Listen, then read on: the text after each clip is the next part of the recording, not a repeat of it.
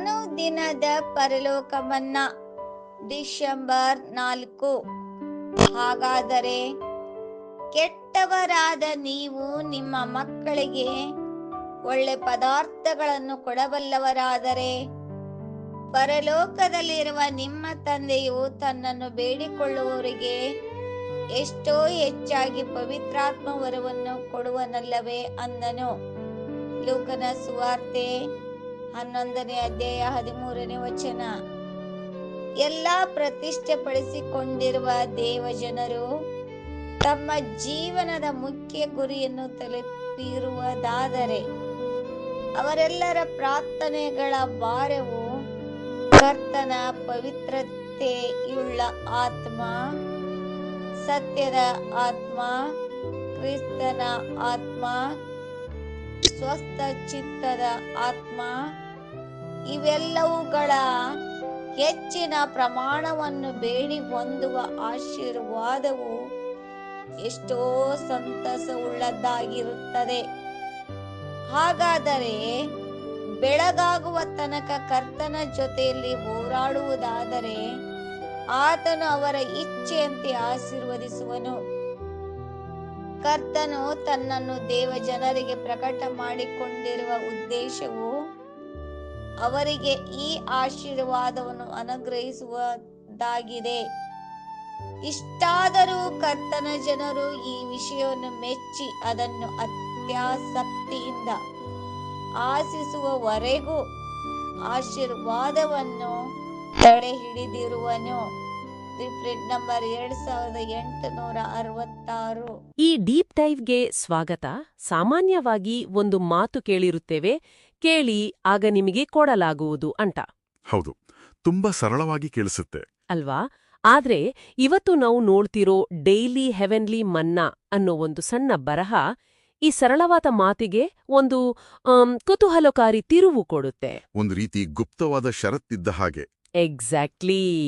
ಆ ಷರತ್ತು ಏನು ಮತ್ತು ಯಾಕೆ ಅದು ಅಷ್ಟು ಮುಖ್ಯ ಅನ್ನೋದನ್ನ ಇವತ್ತು ನಾವು ಒಟ್ಟಿಗೆ ಸೇರಿ ಆಳವಾಗಿ ನೋಡೋಣ.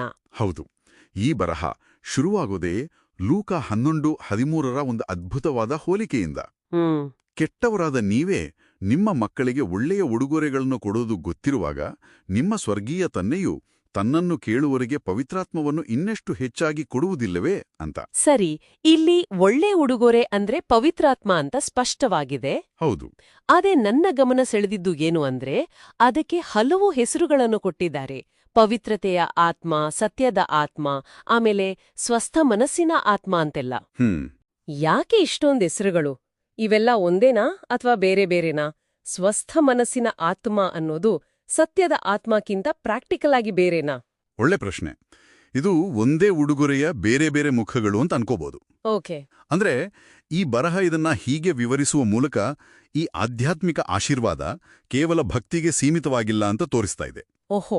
ಅದು ನಮಗೆ ಸತ್ಯವನ್ನ ಅರ್ಥ ಮಾಡ್ಕೊಳ್ಳೋ ಶಕ್ತಿ, ಕಷ್ಟದ ಸಮಯದಲ್ಲಿ ಮನಸ್ಸನ್ನ ಸ್ಥಿರವಾಗಿತ್ಕೊಳ್ಳೋ ಸಾಮರ್ಥ್ಯ ಮತ್ತು ನಮ್ಮ ಜೀವನವನ್ನ ಪವಿತ್ರವಾಗಿ ನಡೆಸಲು ಬೇಕಾದ ಬಲವನ್ನು ಕೊಡುತ್ತೆ ಅನ್ನೋದು ಇದರ ಒಳಾರ್ಥ. ಓಕೆ, ಹಾಗಾದ್ರೆ ಇದು ಒಂದು ಕಂಪ್ಲೀಟ್ ಪ್ಯಾಕೇಜ್ ಇದ್ದ ಹಾಗೆ. ಹೌದು. ಆದ್ರೆ ಇಲ್ಲೇ ನನಗೆ ಒಂದು ಗೊಂದಲ ಶುರುವಾಗೋದು. ದೇವ್ರು ಕೊಡಲು ಇಷ್ಟು ಸಿದ್ಧನಾಗಿದ್ದಾನೆ ಅಂತಾದ್ರೆ ಕೆಲವೊಮ್ಮೆ ಅದನ್ನು ಯಾಕೆ ತಡೆಹಿಡಿತಾನೆ ಅಂತ ಈ ಬರಹ ಹೇಳುತ್ತೆ. ಇದು ಸ್ವಲ್ಪ ವಿರೋಧಾಭಾಸದ ಹಾಗೆ ಕೇಳಿಸ್ತಿಲ್ವಾ? ಅಂದ್ರೆ ಒಬ್ಬ ತಂದೆ ತನ್ನ ಮಗುವಿಗೆ ಉಡುಗೊರೆ ಕೊಡಲು ಕಾಯ್ತಾನೆ, ಆದ್ರೆ ಕೊಡಲ್ಲ. ಯಾಕೆ? ಖಂಡಿತ ಇದೇ ಈ ಬರಹದ ಕೇಂದ್ರ ಬಿಂದು. ನೋಡಿ, ದೇವರ ಕಡೆಯಿಂದ ಯಾವುದೇ ಕೊರತೆ ಇಲ್ಲ. ಸರಿ. ಆದ್ರೆ ಸಮಸ್ಯೆ ಇರೋದು ಸ್ವೀಕರಿಸುವವರ ಕಡೆ. ಆ ಉಡುಗೊರೆಯ ಮೌಲ್ಯವನ್ನ ನಾವು ಅರ್ಥ ಮಾಡಿಕೊಂಡು ಅದಕ್ಕಾಗಿ ಪ್ರಾಮಾಣಿಕವಾಗಿ ಹಂಬಲಿಸುವವರೆಗೂ ದೇವರು ಕಾಯ್ತಾನೆ ಅಂತ ಈ ಬರಹ ಹೇಳುತ್ತೆ. ಓ, ಹಾಗಾದ್ರೆ ಗಮನ ದೇವರ ಉದಾರತೆಯಿಂದ ನಮ್ಮ ಸಿದ್ಧತೆ ಕರೆಗೆ ಶಿಫ್ಟ್ ಆಗತ್ತೆ.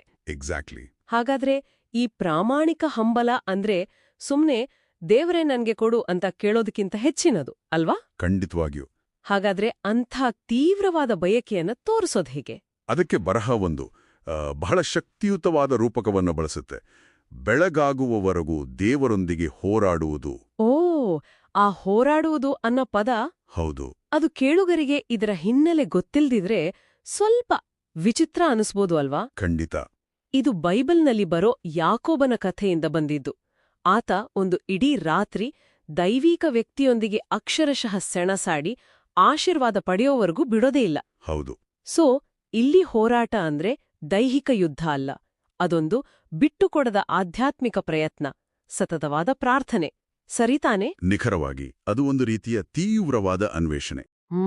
ನಮ್ಮ ಜೀವನದ ಬೇರೆಲ್ಲ ಆಸೆ ಆಕಾಂಕ್ಷೆಗಳಿಗಿಂತ ಈ ಆಧ್ಯಾತ್ಮಿಕ ಆಶೀರ್ವಾದವೇ ಮುಖ್ಯ ಅಂತ ನಾವು ಯಾವಾಗ ಭಾವಿಸ್ತೀವೋ ಆ ಹಂತವನ್ನ ತಲುಪುವುದೇ ಆ ಹೋರಾಟ. ಓಕೆ. ಆ ಬಯಕೆಯ ತೀವ್ರತೆಯ ನಾವು ಆ ಉಡುಗೊರೆಯನ್ನು ಸ್ವೀಕರಿಸಲು ಸಿದ್ಧರಾಗಿದ್ದೇವೆ ಅನ್ನೋದಕ್ಕೆ ಸಾಕ್ಷಿ. ಹಾಗಾದ್ರೆ ಎಲ್ಲವನ್ನೂ ಒಟ್ಟುಗೂಡಿಸಿ ನೋಡಿದ್ರೆ ಇಲ್ಲಿನ ಅಸಲಿ ಪಾಠ ಪ್ರಾರ್ಥನೆ ಮಾಡೋದ್ ಹೇಗೆ ಅನ್ನೋದರ ಬಗ್ಗೆ ಅಷ್ಟೇ ಅಲ್ಲ. ಅಲ್ಲೇ ಅಲ್ಲ. ಬದಲಿಗೆ ಈ ಬರಹ ನಮ್ಮ ದೃಷ್ಟಿಕೋನವನ್ನೇ ಬದಲಾಯಿಸ್ತಿದೆ. ನಾವು ದೇವರ ಬಳಿ ಹೇಗೆ ಕೇಳಬೇಕು ಅನ್ನೋದಕ್ಕಿಂತ ಆ ಉಡುಗೊರೆಯನ್ನ ಸ್ವೀಕರಿಸಲು ನಾವು ಹೇಗೆ ಸಿದ್ಧರಾಗಬೇಕು ಅನ್ನೋದರ ಕಡೆಗೆ ಗಮನ ಸೆಳೆಯುತ್ತಿದೆ. ಹೌದು. ಇದು ನಿಜಕ್ಕೂ ಒಂದು ದೊಡ್ಡ ಬದಲಾವಣೆ ಅಲ್ವಾ? ಖಂಡಿತ. ಕೊನೆಯದಾಗಿ ಕೇಳುಗರಿಗೆ ಆಲೋಚಿಸಲು ಒಂದು ವಿಷಯವನ್ನ ಬಿಟ್ಟು ಹೋಗೋಣ. ಹೇಳಿ. ನೋಡಿ, ಈ ಬರಹದ ಪ್ರಕಾರ ಕೊಡುವನು ಸಿದ್ಧನಾಗಿ ಕಾಯ್ತಿದ್ದಾನೆ. ಆದರೆ ಸ್ವೀಕರಿಸುವವರ ಮನಸ್ಥಿತಿ ಅಡ್ಡಿಯಾಗಿದೆ. ಹೌದು, ಅದೇ ಮುಖ್ಯ ಅಂಶ. ಹಾಗಾದ್ರೆ ಇವತ್ತಿನ ಈ ಭೌತಿಕ ಜಗತ್ತಿನಲ್ಲಿ, ಅಂದ್ರೆ ಎಲ್ಲವೂ ಕಣ್ಣಿಗೆ ಕಾಣಬೇಕು ಅನ್ನೋ ಜಗತ್ತಿನಲ್ಲಿ ಅಮೂರ್ತವಾದ, ಕಣ್ಣಿಗೆ ಕಾಣದ ಒಂದು ವಿಷಯಕ್ಕಾಗಿ ಅಂತಹ ತೀವ್ರವಾದ, ಪ್ರಾಮಾಣಿಕವಾದ ಹಂಬಲವನ್ನ ಬೆಳೆಸ್ಕೊಳ್ಳೋದು ಹೇಗೆ? ಒಳ್ಳೆ ಪ್ರಶ್ನೆ. ಇಂದಿನ ಕಾಲದಲ್ಲಿ ಆ ಬೆಳಗಾಗುವವರೆಗಿನ ಹೋರಾಟದ ಸ್ವರೂಪ ಅದು ಹೇಗಿರಬಹುದು? ಅದರ ಬಗ್ಗೆ ಖಂಡಿತ ಯೋಚಿಸ್ಬೋದು.